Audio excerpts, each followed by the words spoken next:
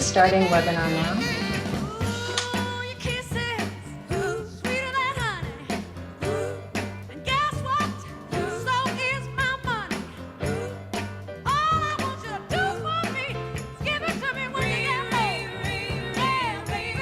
I might have to turn off my camera and sing. No one wants to see that. I love it. I love it.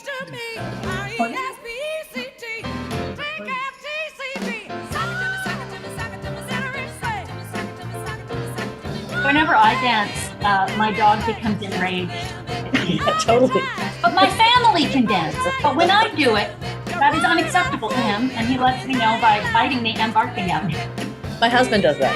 Does not have me dead. He probably thinks you're having a seizure and he's just concerned, Enid Ray.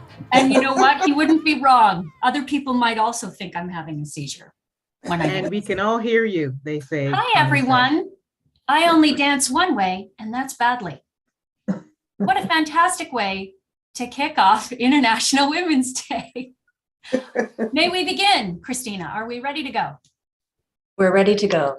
Excellent. I just want to, before we begin, acknowledge Christina on staff who is running this webinar. Thank you so much, Christina, for all your work. Hi, everybody. My name is Enid Ray Adams. I'm a director on the UBCP ACTRA Executive Board. I'm chair of the Women's Committee, and I am thrilled to be here on International Women's Day. Hopefully the last one we celebrate via Zoom. I look forward to seeing you all again in person. I just couldn't be more excited to take this day to celebrate and honor the accomplishments of women in our community. I'd like to begin by introducing Angela Moore, who is a director on the executive board, chair of the BIPOC committee, co-chair of the Women's Committee, and national counselor on ACTRA National. Angela, take it away. Thank you, Enid Ray. I'd like to do a land acknowledgement. We live, work, and play on the unceded and traditional territories of the Musqueam, Squamish, and Tsleil-Waututh and Coquitlam nations. Let us educate ourselves about the land on which we live and the impacts that colonialism has had on the First Nation people and how we can further our understanding of reconciliation. I'd also like to read a call to action from the Truth and Reconciliation Commission, number 92, subsection 3. To provide education for management and staff on the history of Aboriginal peoples, including the history and legacy of residential schools, the United Nations Declaration on the Rights of Indigenous Peoples, treaties and Aboriginal rights, Indigenous law, and Aboriginal Crown relations. This will require skills-based training in intercultural competency, conflict resolution, human rights, and anti-racism. Thank you. And now I'd like to introduce the one and only Ellen Harvey, the president of UBCP ACTRA. Oh. On mute. Well, that happens, doesn't it? I'd like to thank everyone for coming here today. I'm going to be reading the UBCP ACTRA Equality Statement. This is something we read when we gather formally to remind us how we should be treating one another. Union solidarity is based on the principle that all union members are equal. We foster an open and inclusive environment that affirms the dignity of individuals. Discriminatory speech or conduct based on gender, gender identity, sexual orientation, race, disability, age, class, language, religion, ethnic origin, membership, region, or work category, or family status hurts and divides us. Discrimination can take the form of harassment, defined as engaging in a course of vexatious comments or conduct that is known or ought reasonably to be known as unwelcome. Discrimination and harassment weaken our solidarity, reducing our capacity to work together on shared concerns, such as decent wages, safe working conditions, and justice for all. Complaints of harassment and or discrimination should be directed to the president or their designate. All will be investigated, and those substantiated will result in action by the union. And now I would like to introduce our 6 month in her position, our Director of Member Services and Communications, Carla Laird. Thank you, Ellie. Just trying to make sure I don't repeat the same issue. It's just to talk without turning off my mute button. So thank you. Thank you so much and good morning, everyone. I kind of believe that it's a bit overdue that I've been, able to introduce myself officially to the Women's Committee, but, I think today is a great day and better late than never. So, happy International Women's Day to everyone who's here, to everyone who's listening and watching on YouTube, and to just anyone who's celebrating a woman in their lives today. And I would also like to express my heartfelt congratulations to our UBCP ACTRA International Women's Day honoree, Brenda M. Critchlow. But before we go into the celebrations, I actually want to use this opportunity to quickly talk about this year's theme, which is Break the Bias. And this calls on people to work towards a world that is equitable, inclusive, and just free from bias and discrimination, and just ensures that the playing field is leveled for women moving forward. The ultimate message we're really trying to drive home is that without gender equality, a sustainable future, and an equal future, all of this stuff will be outside of our reach. And I think one of the biggest hurdles we face in breaking the bias is the fact that a great majority of people don't even realize that a bias exists. However, the reality is that every person in this room, all of you who are listening on YouTube, know at least one woman who has been disadvantaged because of this bias that has entrenched our society. We know of women receiving unequal pay for their work when compared to their male counterparts. We know of women struggling to get promoted to manager or just struggling to even get a pay increase after years of excellent service and contribution to an organization. We know of women being denied job opportunities in male-dominated industries. We know of women who had to work twice as hard to achieve professional success in their careers. We know of women in leadership whose abilities are questioned on a daily basis because of their age, their gender, and their ethnicity. As women move into leadership roles, their day-to-day experiences often get more difficult. They are more than twice as likely to say they are onlys, which is when they are the only or one of the only women in the room at work, or the only person of their ethnicity at that level. I would actually think that I'm an only, and I'm sure many of you are too. There are also more likely to face microaggressions that challenge their competence. And they're going to be told, that they're being interrupted. They're going to be hearing comments on their emotional state. You're too emotional to be a leader, or just having their judgment questioned on a whole. Men, in comparison, rarely face these challenges. And so they don't end up having to encounter these kinds of obstacles as they gain seniority. But at the end of the day, no single story can capture the range and diversity of women's experiences in the different spheres of their lives.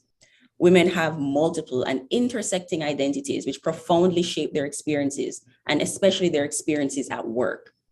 But what is certain is the fact that bias has crept its way into our cities, our neighborhoods, and even our homes.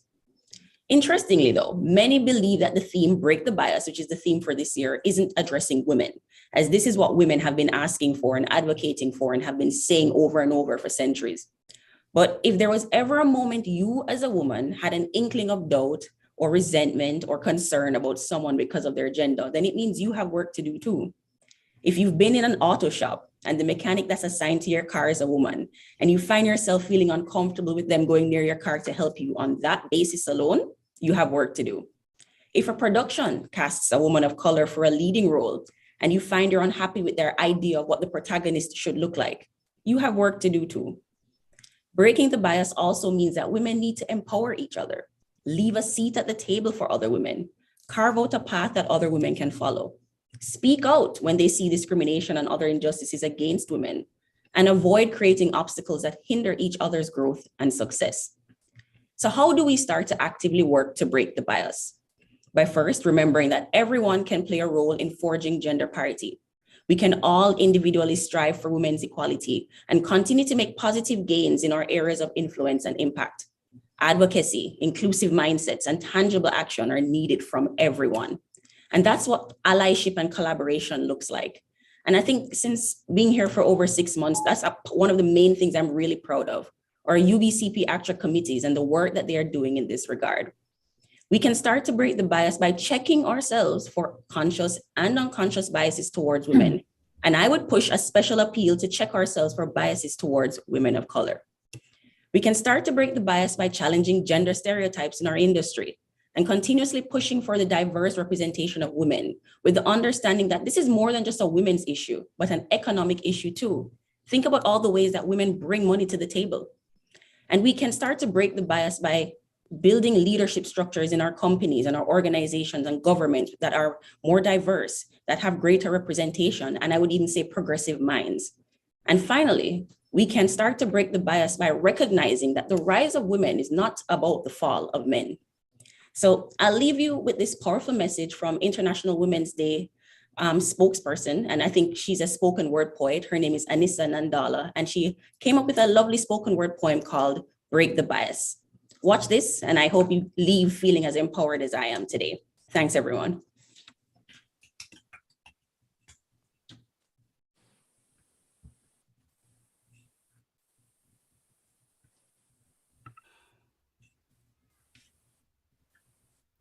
Bias is a wall. Every word is a brick. Saliva is cement hardening the way that we think about gender or a group of people. A wall that separates us from the fact that we are all equal. An empowered girl is a hurricane that can paint the world in sunsets. Bias is a wall that tries to stop her, but her hurricane isn't done yet. An empowered girl can lead the world into change, and she can guide us into a place that's new. This is a poem to you. Let's break the bias. Bias is a wall that justifies someone laying their hands on their partner. When a woman wears bruises around her neck like perfume, it doesn't start with a fist. It starts with an idea that we hold or assume. Ideas like women don't deserve to be in a presidential seat, but when a baby is born, a woman is the first leader that they meet. Or a woman shouldn't get the job simply because of a name on a resume. Or talking over a little girl because you don't see value in what she has to say. Or that women of color are aggressive. When I think we're just strong. And it is our strength that has the power to transform a scream into a song. An empowered girl is a lit matchstick that can burn into a fire. We need to knock down this wall so she can climb onto the rubble and stand higher. Let's break the bias. We can break the bias by knocking it down brick by brick. We can start by diversifying the friends that we pick. We can become conscious of our bias, conscious of the way that we treat people because of their age, education, or gender. It is through being conscious that a timber heart can become tender. We can remember that being biased doesn't make you a bad person. You can knock down a wall and turn it into stairs. It is through having the courage to confront your prejudice that you can show the world that you care. The future is calling on you to shape it. Will you be there? Let's break the bias. Beautiful. Love that. Absolutely. Beautiful. Love that. Thank you, Carla. That was incredible. I love that video. I love that the first leader a person a baby sees is a woman. That struck me. Thank you for your remarks, Carla. I appreciate everything that you had to say. I want to talk a little bit today about the power of clearing the path. We know this is not an easy industry. And for many of the reasons that Carla mentioned, there are obstacles in the path that disproportionately impact women. And those obstacles, lack of pay equity, issues around childcare, issues around opportunities, sexism. All of these issues are compounded for Indigenous women, Black women, Asian women, women of color, women in the LGBTQ+ community, and women living with disabilities. Because in addition to living in a sexist society, we also live in a racist, homophobic, transphobic, ableist society where far too many obstacles are put in front of far too many women.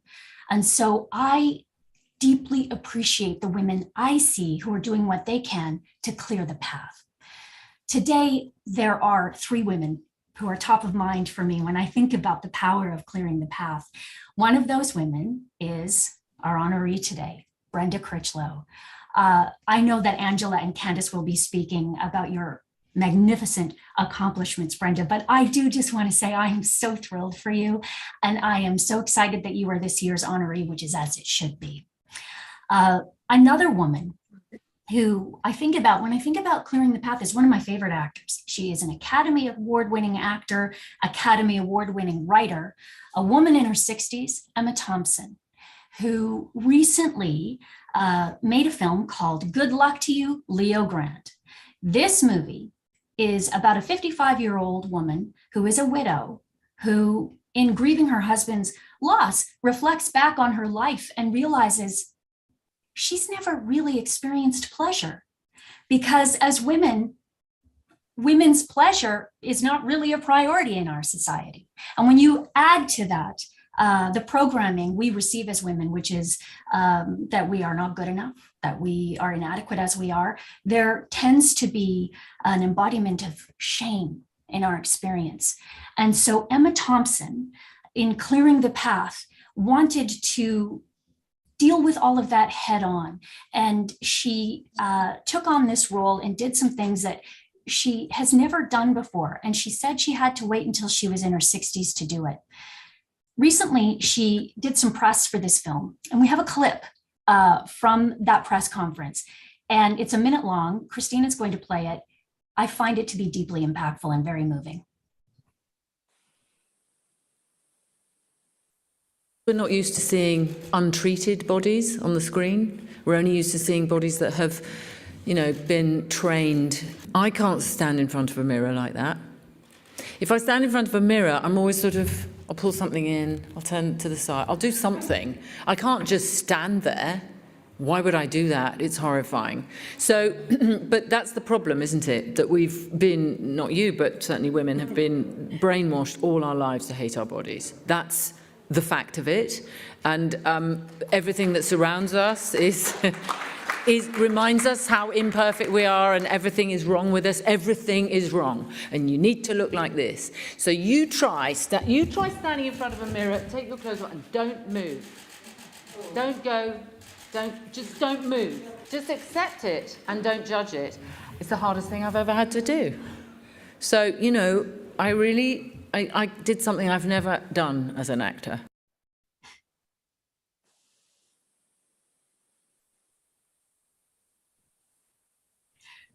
I cannot begin to describe how moving I find that clip. When we see women take the lead, clear the path, it signals to other women a kind of silent permission that we might not realize that we think we need in order to really take charge of our own experiences. I cannot wait to see that movie. Again, it is called Good Luck to You, Leo Grande. And it reminds me at the age of 48, in 2 years, I'll be able to say I can kick, punch, and kick when I'm 50. That clip reminds me that I want to be more present in my body, in my work. And I want to treat my body as something that's magnificent rather than what we have been conditioned to believe, which is that it is not. The third woman that I think about today, when I think about women who clear the path, is another UBCP ACTRA member, Agam Darshi. Agam is an award-winning actor. She is a prolific writer.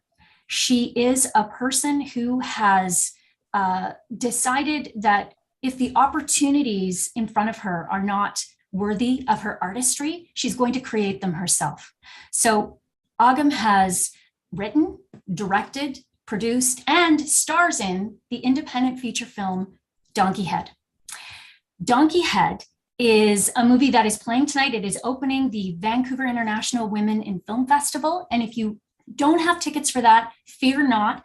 It's also playing. I'm going to put a link in the chat so that you can see it, because it actually will be playing through March. So please support Autumn. She's not only created opportunities for herself, but for other UBCP ACTRA members. And I cannot wait to see the film. And with that, I'm going to turn it over to Angela to talk about Brenda. And I think you have a highlight reel that you want to share. In every moment of the many revolutions that we've seen in this world, women have been at the forefront of fighting for equality, for equity, and for humanity. Women of color at every intersection of gender and ability have a long history of paving the way for others, from Sojourner Truth, Marianne Shadd Carey, Viola Desmond, Violet King, Rosemary Brown, to Michelle Obama. On this International Women's Day, we take the time to reflect on all the remarkable women that have advocated and impacted the lives in their communities. In our community of UBCP ACTRA, we have known many women who work in our industry, some quietly in the background, some in the forefront. This particular woman shines brightly in our constellation of powerful women. When I first came to the city, Brenda reached out and befriended me. She has this megawatt smile that you just want to bathe in. We sat on the balcony of her apartment in Kitsilano, and she just made me feel at home. She was always positive and ready to have a laugh and just make your day brighter. And for the next 25 years, she continued to do that every time I saw her, whether it was at an audition or after an audition in the hallway. Oh, remember those chats? Right? Or on the street, walking to our cars. We even worked together a couple of times. Ever the consummate, well-prepared professional.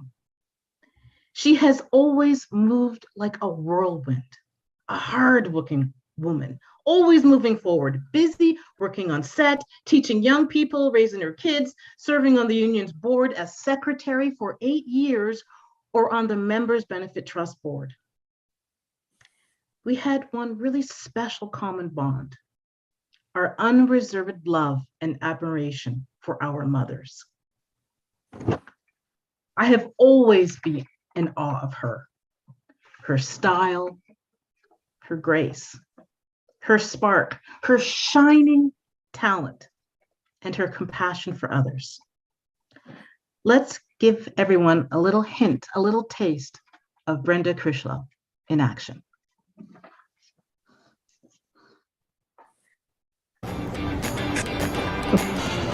Shall we? Hello, everyone, and welcome. You are no doubt aware of the publicity surrounding this case. What? You have got to be kidding me. All right, I'll hold you to that. Just beautiful. Oh, thank you. Maybe we'll talk about this a little later. And then what? Well, my darling, if I tell you that, then I'll be telling you my age. Well, that's unacceptable. I don't think I should answer any more questions. You need to sit down.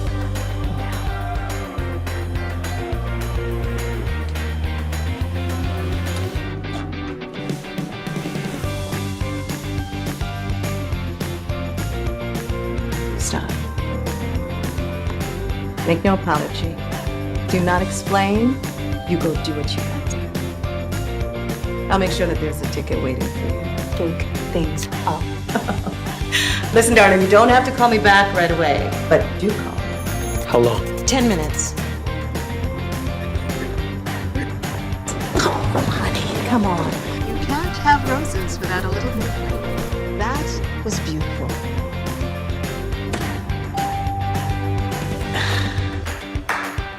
Bravi tutti. I think we're done here. Let's go. Excellent. Okay. That's it.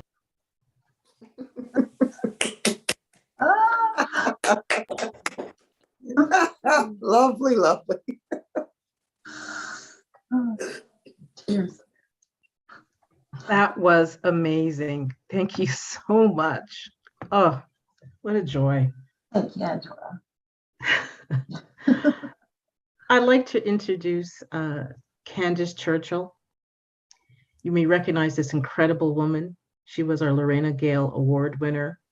She's been inducted into the BC Entertainment Hall of Fame. May I introduce the inimitable Candace Churchill. Hello, everyone. Happy International Women's Day, and what a joy it is for me to honor my dear friend Brenda Critchlow. And thank you for that, Angela. You touched on so many beautiful points about her. We have been friends, I don't know, Brenda, well over 30 years, I don't know, a very long time. We've been through all the ups and downs of laughs and the girls going out for doing everything, me and Brenda and Lavina and Sugar Bear and all of us, we were the girls, and shed the tears over the hard times.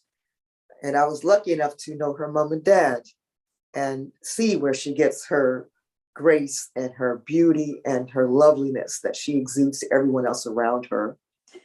And I'm just blessed to call her my friend.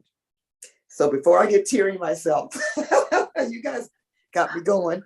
I'm going to jump right in. You touched on a lot of the things that she's done. She's been quite the pioneer herself, the things that she's done. And she started in this city. And she started out at Studio 58.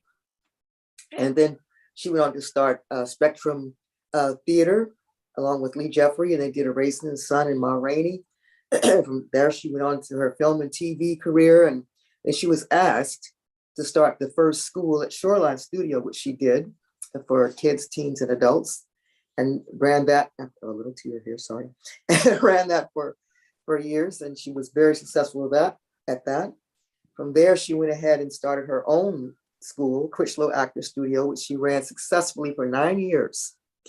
Now, even though she's in love with all of her students, adults, kids, or whatever, but she has a real penchant for children. She has a real heart for mentoring children. She had mentorship programs when no one else was doing that, giving scholarships to her kids, and has helped some of her students get into National Theater School and has the pleasure of seeing them blossom in their own careers still. And that's something that I'm sure is overwhelming for her to see that.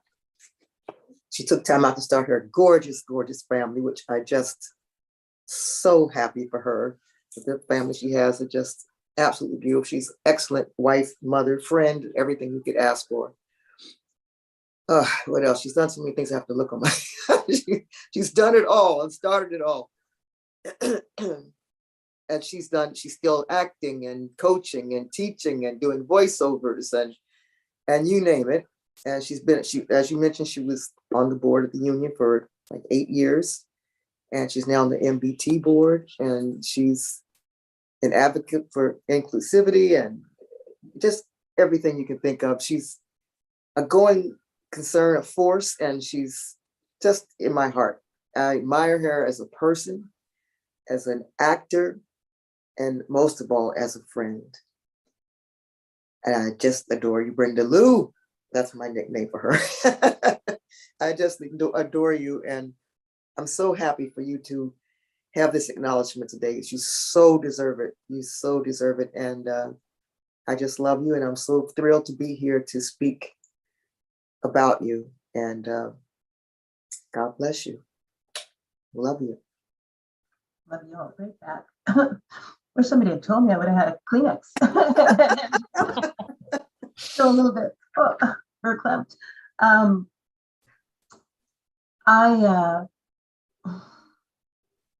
Let me just start off first before, in case I turn into a puddle of tears, hopefully not.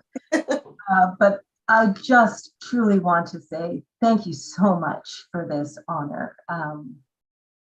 It's been overwhelming, to say the least. All the well wishes and the congratulations.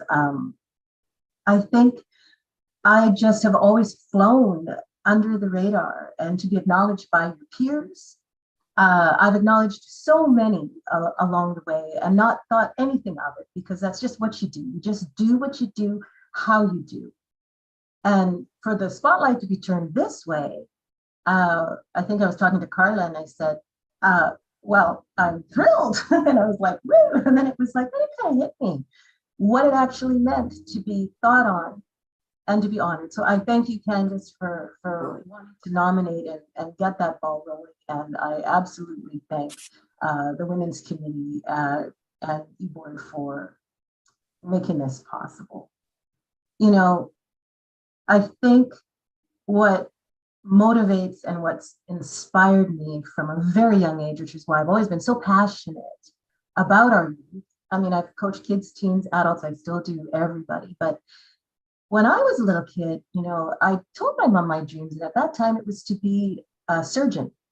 And I did go on in life to do sciences and to you know, I thought I'd go into med school at some point, and then, you know, physics and chemistry kind of righted that. But I did study in that direction. And my mom had always said to me, you know, Bren, you do whatever it is you want to do. The world is your oyster. Always have a fallback plan. And I looked at her and I said, I don't need a fallback plan, Mom. I need a fall forward plan. That's what I need. And however it came to pass after college, after university, and, you know, in between theater and everything, and I started in with the coaching, somewhere my purpose in this time and space, and everybody has a purpose. Sometimes you have to go to a quiet little place and find it, but it is there. Sometimes it's a scary thing. Is it water you want to dive into? Sometimes it's just, and that realization of what my gift was, it was not to have a life of success and notoriety and fame and money. No, I'm not saying that those things aren't helpful to have. I'm not saying you don't need that publicity, but you can't live on it. You can't be truly content on the inside. Somewhere that realization in this life is that it's bigger than me. My purpose is bigger. It's to lead a life of significance and to be of service to others, and to be aware and to cherish that gift. It's to create that magic, to lift somebody else up. I didn't start off in this world thinking that that's what I was going to do, but it's that knowing, it's that confidence, it's that thing that gives you the goosies, where you just feel, where no words can possibly express it. But I think you all know what I'm talking about, because I've had those conversations with each of you on many occasions. And we've all had those conversations where it gets a little esoteric, a little deep. But it's about lifting each other up and allowing everybody in their own way to shine. So I say, certainly the journey to get where I am today, being a woman of color, what it means to be a woman and a Black woman at that, this time and stage, is much different than when I started. Now we are seen. Now we are celebrated. Now we have choice. Now our contributions have a little more meaning. The path is a little easier. There's still an uphill climb, as was mentioned previous by what Carla was saying, but and our poem there. But a lot of those walls and a lot of those barriers are being brought down. And a lot of it has to do with knowing that if you put your own head down and you strive towards excellence always, which was, you know, deeply ingrained in me by my own mentors, my parents, my piano teacher. If you strive towards excellence, there is nothing you can't do. And with time and with education and with understanding, a lot of those things just kind of open up. So it's been an amazing journey to see and to be here now in this time and space. It's incredible. It's powerful, very meaningful, and I'm ever so touched. I have so much more that I could say. I don't want to ramble on too much, but I will leave you with this. You always hear me say, and it's one of my mottos, I have many, but I have a few that I think are powerful and impactful. Always endeavor to come from a place of grace, integrity, and respect, because that way you can speak truth and make no apology. I don't know who wrote it, but it's my way of being focused and being fierce, going gently when I need to be, but being fierce and being committed to the task at hand and making some serious magic. I love my life. I try to do it with joy, and I try to rise to the occasion each and every day. And I give all thanks. All thanks. So thank you for this incredible honor. Oh my gosh. Thank you, Brenda. That was beautiful. I think I distinctly remember the words of wisdom you just shared when you drove me home one day after set. I can't remember what we were working on. We talked. We talked. We worked on, but you and I sat in the car for a good half an hour before you went into your house. In front of the Vancouver special that we Yes. rented a little place in. I remember that conversation, and I'm so thankful that you are here to share this advice and this wisdom with everybody watching here today and on the live stream. Typically speaking, this would be the time if we were gathered in person where we would, say it with me, eat cake. I have talked endlessly about eating cake and not being able to eat cake at these women's committee gatherings, specifically the International Women's Day celebration. And I know that there are folks who are senior citizens, particularly Jackie and Joyce Robbins, who are just not able to connect via Zoom, and they send their love, Brenda. I wanted to let you know that. So we do miss folks who, boo, no cake, I'm seeing in the chat. I agree. I'm seeing on the chat too. Thank you for all that. Oh, I can see everybody's comments. Thank you for that. I know Ellie was mentioning in the beginning that I think this is the third celebration, International Women's Day celebration, where we've not been able to gather in person. And you do miss, I want cake now.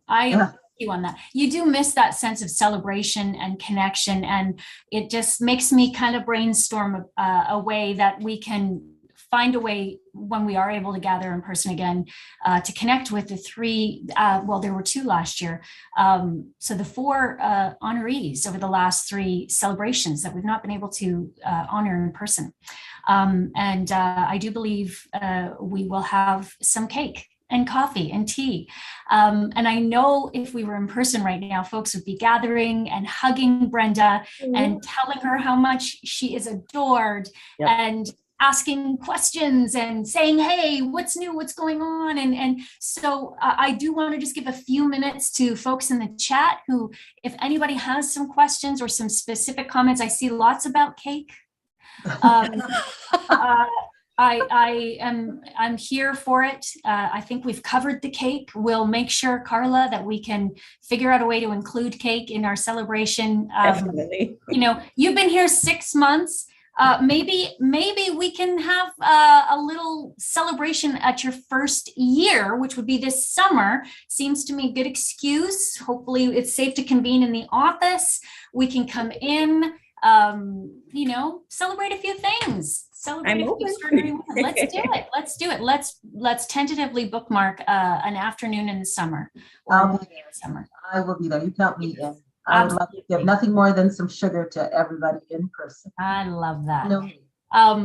Does anybody have a question or a thought they want to share with Brenda before we Ellie, Honouree. I'm sorry, I wasn't really slated to speak, but I just wanted to say, because I've been in the industry for 30 years, and Brenda you've always just been, like, honestly, a ray of sunshine.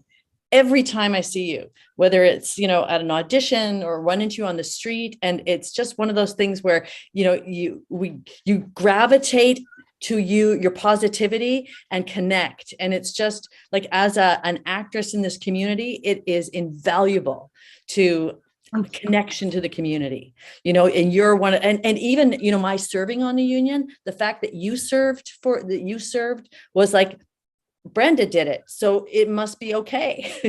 So We you talked, fooled me. we talked, So, and I said, yes.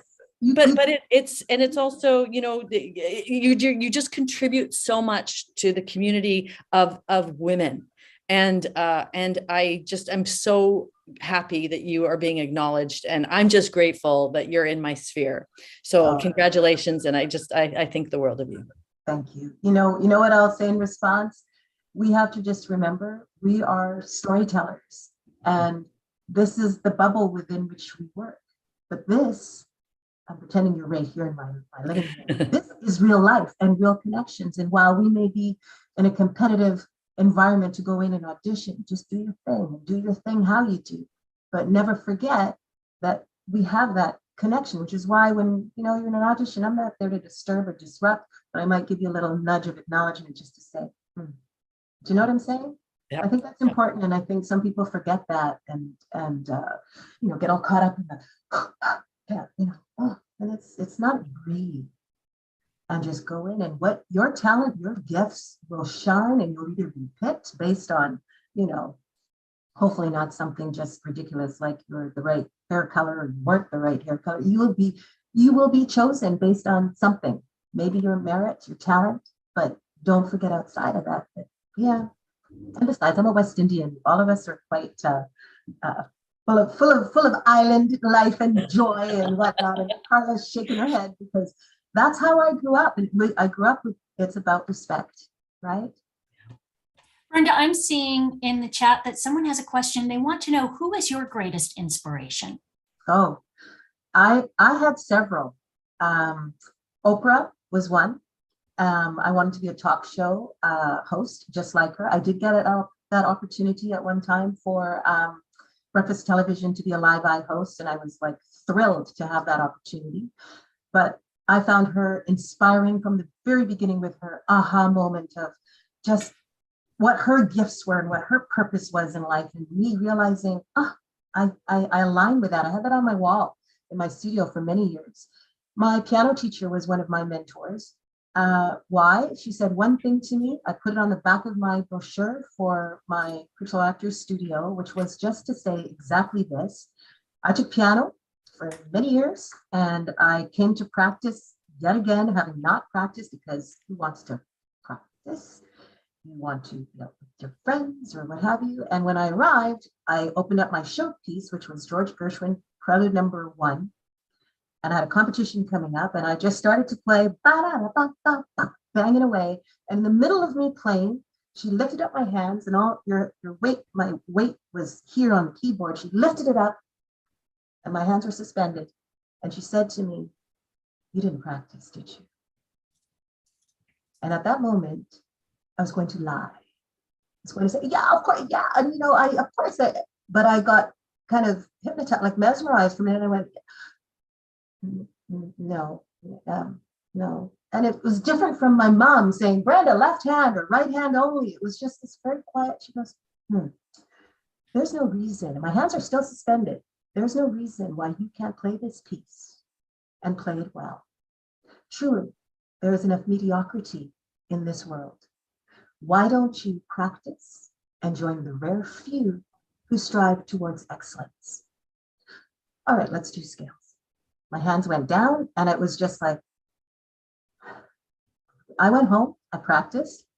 I felt kind of, shocked and a bit humiliated. I placed second in that competition. I could have been first. So that was one lesson, and that was one mentor, and that stuck with me. And one was my drama teacher, Mr. Dinos, who always encouraged youth, meaning I skipped. I was too scared to leave. Eric Hamber was my high school. I was too scared to leave, because why leave the campus when your father's a teacher and he's like, James Earl Jones. And if I got caught outside campus, skipping, I'd be in a lot of trouble. So I'd skip to the drama studio. Never said a word. I was grade 10, grade 9, grade 11 in different classes, and never said, "Why are you here?" A couple other grads or grade 12s or grade 11s did the same thing. You just hand a script. So and we would work with whomever was there in whatever grade level. So when it came time for me opening my studio and mentoring and starting my youth mentorship group, I had a few students that, either didn't have the wherewithal to attend, but if they came to class and they just showed up, like Tommy Alajide, who's in Toronto right now, he's being recognized right now for a Screen Actors Award. I did the same thing, gave them an opportunity and just never said anything as to why you're here, handed him a script, and he would do camera or he would work with another artist. So those were some of the 3 mentors in my life that, besides my parents, that were always supportive and there for me. That is a fantastic answer. I love that story about the piano. Like, isn't that, wow. Well, Mediocrity versus excellence, right? Incredible. We have several board members who are here today, and I know one of them would like to share a few words.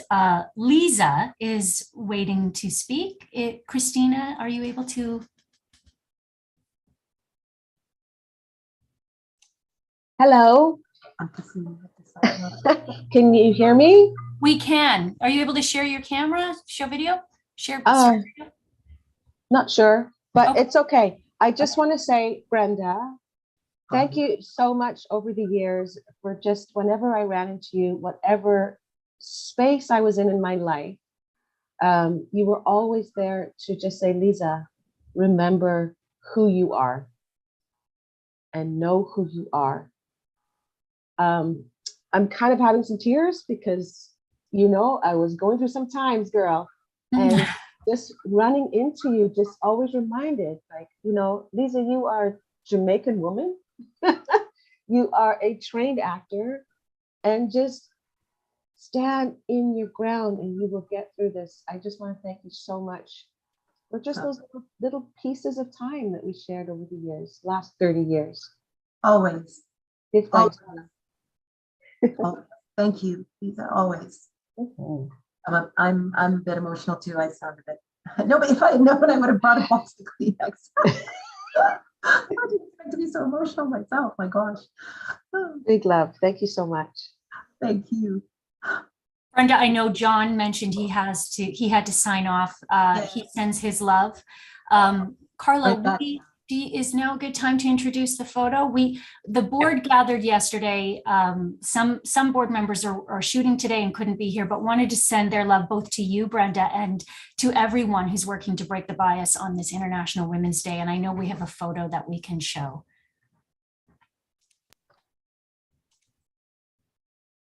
Oh, wonderful.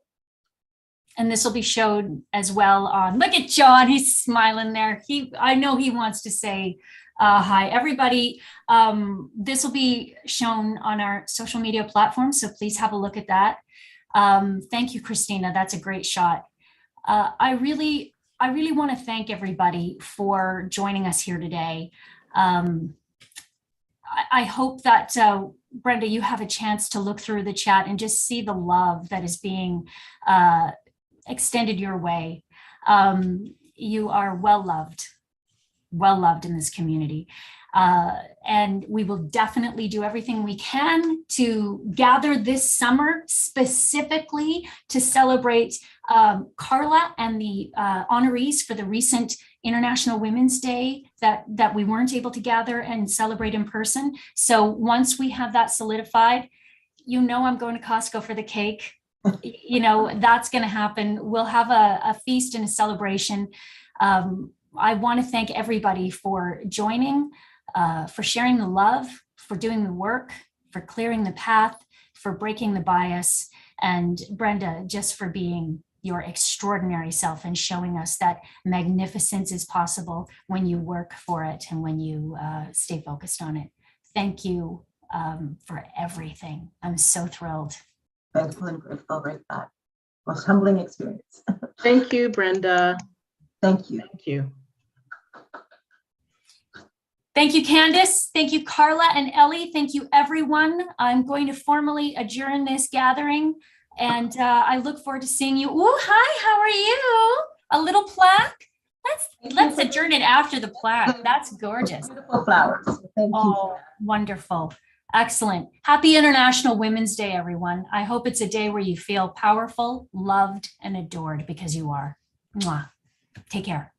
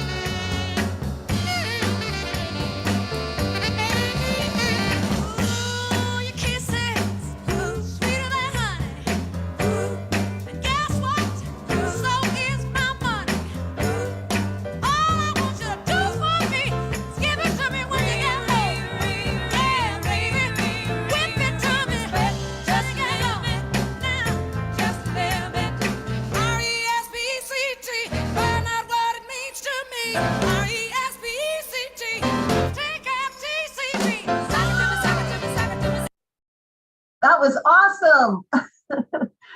Thank you. And thank you, Carla. Thank you for everything. And Christina for organizing.